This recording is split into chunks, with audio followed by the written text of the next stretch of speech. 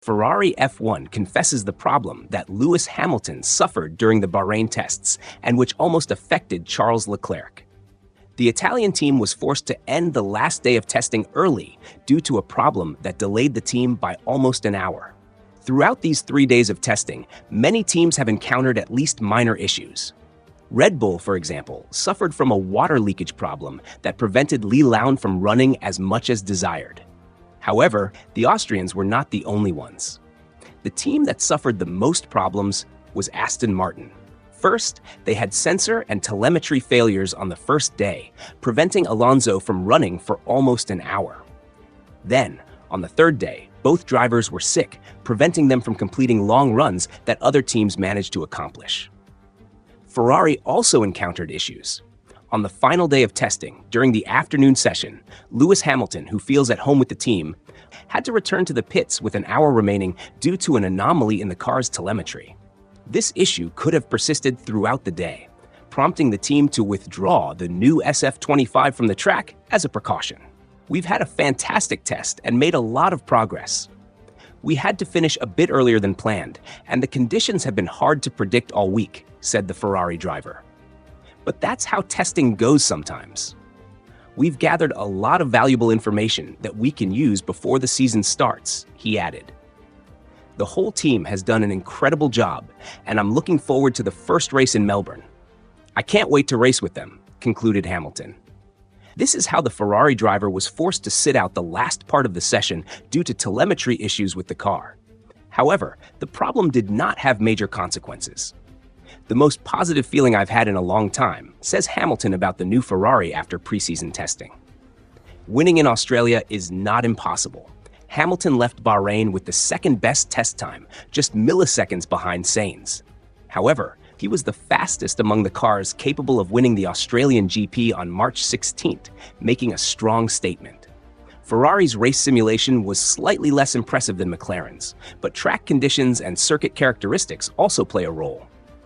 This generation of Ferrari cars has traditionally performed well at Albert Park. Leclerc won in 2022 and Sainz in 2024. Thus, Hamilton and Leclerc are strong contenders for the first victory of 2025. The 7-time world champion admits that the SF25 gives him very good sensations. In the last 4 years, I've learned not to judge a car too quickly. With the previous generation, it was much easier to tell where you stood right away. But I would say this is the most positive feeling I've had with a new car in a long time. That's all I can say for now. Regarding preseason testing, Hamilton also commented on his rivals. McLaren had a great long run, and Max Verstappen too. Given Friday's temperatures, it's hard to determine fuel loads since we all follow different programs.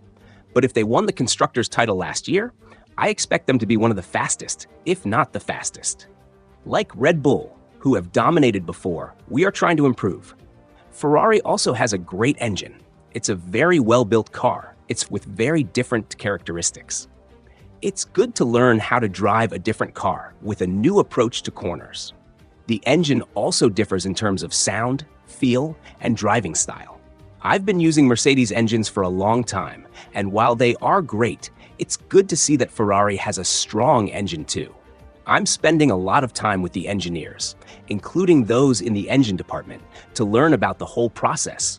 Hamilton explained regarding the characteristics of the car and his adaptation process. The most successful driver in F1 history also feels the weight of Ferrari's history.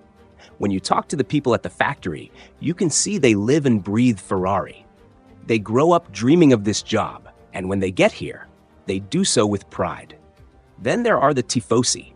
I've seen them supporting Charles Leclerc and Carlos Sainz before, and previously Sebastian Vettel. But being the one receiving all that support is a new experience that I could never have imagined.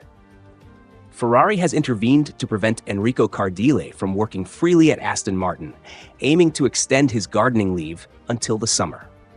Cardile had already joined Aston Martin, but the Italian engineer has not been seen in Silverstone for several days. According to Corriere dello Sport, Ferrari has moved to block the transfer of their former chassis technical director to the British team.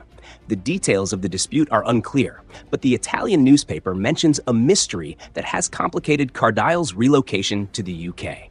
Ferrari reportedly wants to extend his inactivity period until July 17th, when his gardening leave expires. This would prevent him from contributing to the design of Aston Martin's 2026 car, which will be overseen by Adrian Newey, who has just joined the team. Aston Martin team principal Andy Cowell confirmed during the AMR 25 presentation that Cardile will oversee the architecture, design, and construction of the team's new cars. The matter is now in the hands of lawyers, and the outcome remains uncertain. However, it is another hurdle for Aston Martin in their attempt to climb the constructors' standings after finishing 5th last season. For 2025, the goal was to develop a competitive car while focusing on the major regulation changes in 2026. But if the Italian engineer cannot fully work at Silverstone until the summer, it will be a significant setback for Lawrence Stroll's team. Nonetheless, the ideas will continue to flow from those already working at the factory. Adrian Newey's triumphant arrival overshadowed by Ferrari's move to delay Cardile. Aston Martin welcomes its star signing with enthusiasm, but faces obstacles in securing another key engineer. Adrian Newey's arrival at Aston Martin on Monday, March 3rd, marks a turning point for the British team. Considered one of the greatest engineers in F1 history, his signing signals serious intent from Lawrence Stroll and his team. However, not everything is smooth sailing at Silverstone, as Ferrari has taken steps to delay Enrico Cardel's incorporation, a crucial figure in Aston Martin's long-term plans. After months of speculation and waiting, Adrian Newey is officially part of Aston Martin. The British team announced on September 10th last year that the legendary engineer would take on the role of technical director partner, with the goal of propelling the team to the next level. Don't forget to subscribe to our channel to stay up to date with the latest Formula One news.